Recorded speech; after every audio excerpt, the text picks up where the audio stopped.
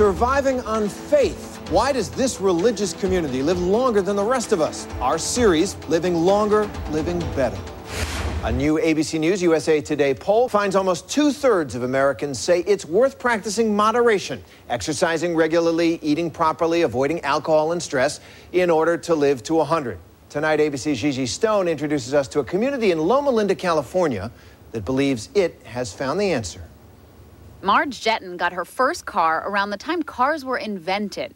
At 101 years old, she's still behind the wheel. At 94, Marion Westermeyer is still perfecting his dive. And at 91, Dr. Ellsworth Wareham is visiting a patient he helped operate on last night. All are members of America's longest living community, the Seventh-day Adventists of California. The Adventist Church was born during an era of 19th century health reform. It has always preached and practiced a message of health. No smoking, no alcohol, no caffeine, no rich foods, and plenty of exercise like daily walks. But the real secret, members say, is their faith itself. It could be that there's something about prayer, something about the hope that engenders, something about the social support that they get. There have been several studies to back that up. One U.S. government-funded study found those who attend religious services regularly live an average of 8 years longer. You never have enough time to do all the things you want to do. That's right, because you're so slow, it's exasperating. She just renewed her driver's license for another 5 years. Put them up like this, like this, like this. After all, she needs to be able to get to her daily workouts. Gigi Stone, ABC News, Loma Linda, California. We're finished. Amen. This is Good Morning America with Charles Gibson, Diane Sawyer, and Robin Roberts. This morning, we're going to tell you why people in 3 places around the world are living the longest. We've got the man who went to these places and brought back their secrets. One of them, actually, in the United States, and we'll tell you about him. Our next guest has traveled to 3 parts of the world where people do live the longest to find the secrets of longevity.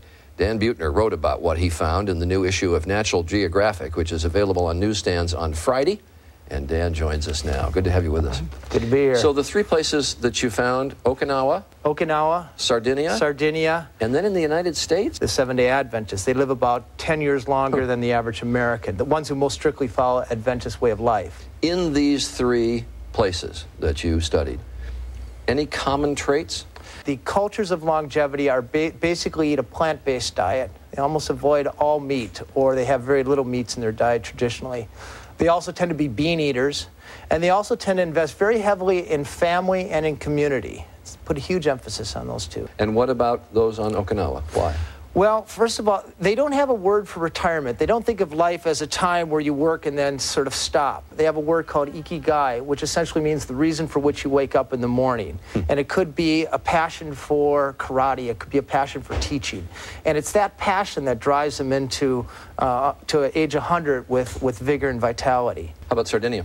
Sardinia, that's the longest lived men in the world are found there. Bronze Age people live there. They tend to be also very isolated, very focused on the family. And we also know that people who invest in their family tend to have lower rates of depression, lower rates of stress, better heart health, and they also take care of their elders very well. We tend to have grandma and grandpa live elsewhere. In the Blue Zone in Sardinia, they always live with the family.